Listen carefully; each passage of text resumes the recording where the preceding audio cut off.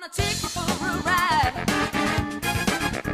I wanna take you for a ride. What's up, guys? CJ here for Kung Fu Night. It is time for more It's Always Sunny. We're on Season 8, Episode 5.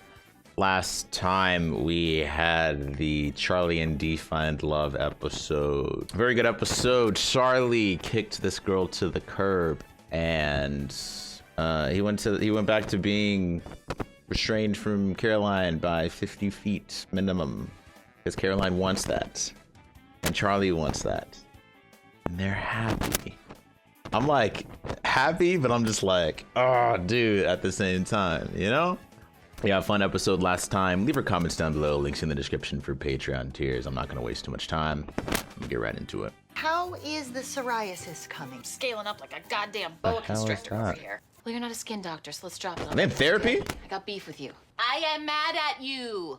Remember that cooperative dinner you had me have with my friends so we could try and resolve some of our issues? Well, it blew up in my face. What happened? No one was assigned the dishes. And frankly, I haven't seen any results since I've been coming to you. And That's also, the this is a great whole- opportunity for you to see how that's the insane my asshole problem. friends are. You brought them here. Hey, therapy! Therapy for all these fools. All right, listen. About time! 8 seasons? I ain't doing these goddamn dishes. Echo, I need you to sit. They brought them here. A little therapy, a little... What's the difference between psychologist and psychiatrist? Always don't understand that, but I'm pumped. I don't trust the shrink. They screw with your head. Let me first just say that arguments do not have winners. Okay, I'm not doing those dishes because I had the hardest job. Setting the table? Are you dumb? I never did the dishes before, and I'm not starting now. I bankrolled. Case closed. I had the hardest job of anyone. But it is clearly about much more than just the dishes. Let me stop you right there, actually, Doc. I can help you. You see, I have a background in academic psych myself, from an Ivy League college, no less, not this LaSalle. Now, use me as a So resource. condescending. Think of me as a colleague. Now, I was thinking we could start with a few one-on-ones, you know, move on to a couple mix-em-ups, you know, and then end with a big group dealio. I like how the corner market just seemed so extravagant from Charlie's perspective and how they described it. You seem very on edge. Yeah, you're goddamn right I'm on edge. I hosted the shit out of that party. And that's just not setting the table, okay? I made a playlist. I thought of cool shit to talk about. I provided security. I kept everybody safe. Safe! The sound effects. I feel like they don't even understand me, and we're not even that good of friends. We got some mood swings here. Are you okay? Bro, he's all over the place. Do you often feel strong emotion felt in quick succession? Oh, yeah, and not just my emotions. I've had a slight fluctuation with my weight recently. And yeah, I had a difficult time there. I had to buy all new clothes, and I'm starting to think that I'll never become that monster again. Lady, I was as big as a skyscraper, and now I'm as tiny as a postage stamp. Oh, I get it. Cute. You leave this pen here, and people are supposed to think, wait, that looks like a dick. The term body dysmorphia. Is that what I have? Is that what's making The me so hell thin? is that? No, talking through the issues may be the best way for you to address your mood swings and body issues. So if we talk about it, then you think that I'll It's get- funny how he was talking about how the pin's a penis and he puts it into his mouth. Thank you. Thank you for this. You know, when I first walked in here, I was like, there's no way this is gonna work, because I just do not get the whole woman doctor thing. And let's talk about how you're gonna make me more bigger. Hello. Time's up. Get out, Slim. Let's go. That door. I like how we're devoting a lot of time to each of these characters. Let's go. Tick, In tock, therapy. tick, tock. Time's up. Tick tock, tiny man. Now, you are going to want to strap in for this next one. Yeah. Oh. Why don't you share with me how you feel the dinner went? Fine, I'll do the dishes! You're just gonna make me do them anyway! Why do you assume I'm gonna make you do the dishes? Because it's Charlie work, and I'm gonna get stuck with it, so I'll just do the dishes. God damn it. Mm. Okay, well, Charlie work is like, you know, like basement stuff, cleaning urinals, blood stuff. And you dislike it. Well, no, I mean, at its core, I love it. You know, I love the dark, I love slippery things, I love being naked. I'm sorry, I didn't get that. I don't like being told what to do. Everyone's always telling me what to do all the time. Got it. Probably the weirdest guy in the universe, you know? Probably even weirder than someone from Saturn. Why do you think you're weird? I don't know, Someone from Saturn, huh? You think people live on I'm Saturn? not at liberty to discuss. I mean, like, would it be patients. weird if you survived an abortion? Being comfortable in your own skin is never a bad thing. Oh my God, right. You're saying, like, do the things you do, go even further with them, you know? Maybe get a ton of cat hair, glue it all over your body, you know? And stop hiding the pigeon. Let him fly away. Go! He carries around a pigeon He's dead, I think. in his pocket. He was alive at one point. I think I might have hugged him a little too hard. Just kind of smothered him a bit. I like how he used some of the words that she used earlier too. So he's just trying, you know, like she said, he is mirroring. What the fuck is going on here? I opened up to a therapist just once. Really? I was a kid. I got into a fight. The doctor asked me question after question. Got me so scrambled up. I was shanghaied upstate to a nitwit school. You know what a nitwit school is? I assume you mean a school for the mentally disabled. Oh, really? Yeah. Not just for nuts in the head.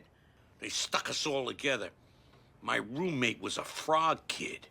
All the rooms had drains in the floors so they could hose us down. How terrible. Got my first kiss there. She was an angel. That's because she had no lips, but her mouth was still very much in play. She died 2 weeks later. She thought she was a spaceman with a plastic bag for a helmet. It's all coming back, you understand? I don't like it. I don't like to think about it. Oh. Well, so, who would you like to discuss first? How about you? That's good, but we don't really have time for jokes, so let's jump right into it, shall we? Now, how did your session with him go? I'm not at liberty to discuss another patient. Listen, why don't you think of me more as a peer? If you'll open up your dossier there, you'll see that on the first page is something that you picked up on almost immediately, which is his reverse body dysmorphia.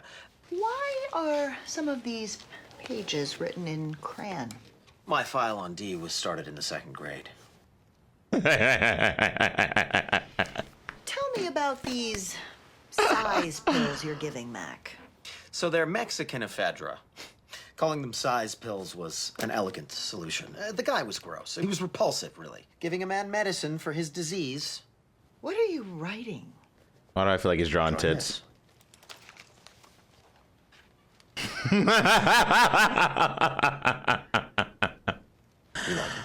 Oh my god. Generous. Dee, I'm afraid I have a Very serious generous. issue to discuss with you. Yeah, lying. Why would I be lying? What are you talking about? Where are you getting this? Were you or were you not the first choice for the female lead in The Notebook? Yes. I'm finding all this hard to believe. Oh, what do you want to hear, Doc? Huh? That I had cigarettes put out on me when I was a kid? You're speaking right now with a Brooklyn accent, In and Boston. yet you're not. It was a Boston accent. I just met your father, and I think that little bit was from Good Will Hunting. I'd rather discuss the father issue. You know what? She really wasn't that great now that I think about it. Who? Rachel McAdams. Rachel? I feel like I would have done a better job. Do you think that I would have done a better job without Ryan Gosling? Oh god. I've never seen you act. Bet you think you would. Oh, really? Ta-da! I've been lying the whole time! Did you like that? Did you think that was good? It's very cringy, like, ugh. Tell me I'm good. Tell me Ugh. I'm good. Tell me I'm good. Tell me I'm good. Thank you. And driving the point home. Well, so much is happening right now. Jesus. Did we miss anybody? I think that's everybody. Oh, man. Another twin in your mother's womb. Donnie, you would have been the good one. It would have been Bruce's kid anyway, Frank. Jesus Christ, I can't take much more of this shit. It's starting to irritate me. Dennis, can I give you some advice? Absolutely not. Look, hey, do what you want to do in life, you know? Everyone's touched it. Oh, my God. And now know that Charlie, I'm gonna come hit after him. you with everything that I have. What do you? Oh. Oh! Get him! Charlie. Huh? You having a white Christmas? Oh, God. You having a white Christmas, bitch? You got Frank all messed up. You got Mac not taking his size pills. You got Charlie thinking that he's well-adjusted when he's the craziest. You're crazy, okay? You've been eating pigeon all day and loving it. I'm not gonna spend my money on a pheasant when I can get a perfectly good street bird. All right, you ate pigeon. You Oh, my God! Oh, Jesus. Give us answers now. Well, I think we've made some great steps. Do not end this today. episode. Oh yeah, we forgot. Who's gonna do There's them? much more at play here than just Dishes! I gotta know. Who's gotta do the Tell you dishes? who's Dishes. you are a severe Why am I buying dysfunctional into this shit? Okay.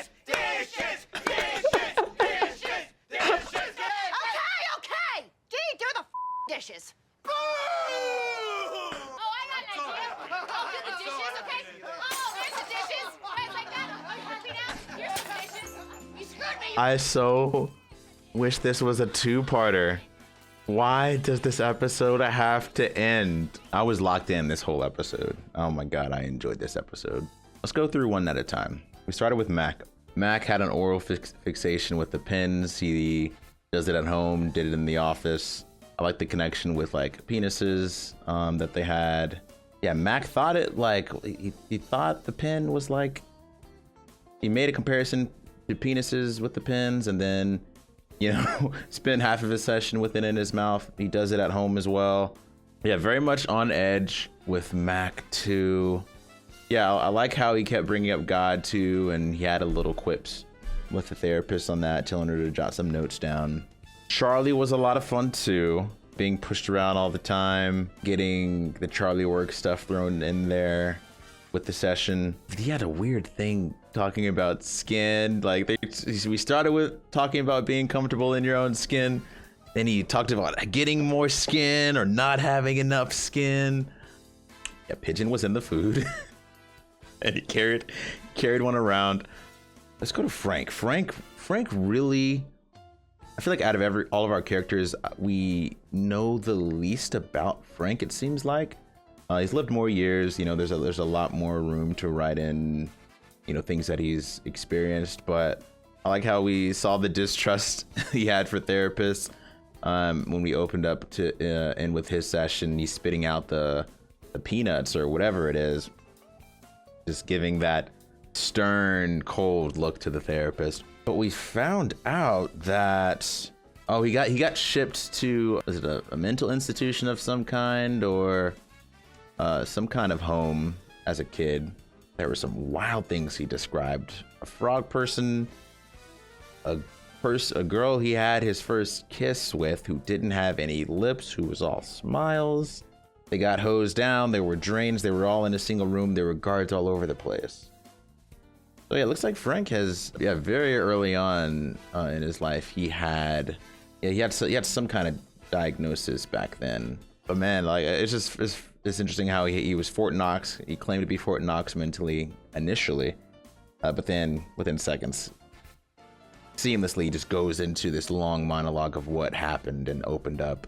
Yeah, a lot of baby boomers, you know, have a lot of trauma, and like mental health wasn't a thing back then, kind of like it is today at least. So, you know, letting someone in their head, you know, seems commonplace for that generation. What else? Who was next? Dennis was interesting. Oh man, I wish we would have gotten some official diagnosis from the therapist there, but we know he's a narcissist, a sociopath. You know, he came in trying to exude control, and you know, to try to see, you know, have the therapist see him as an equal.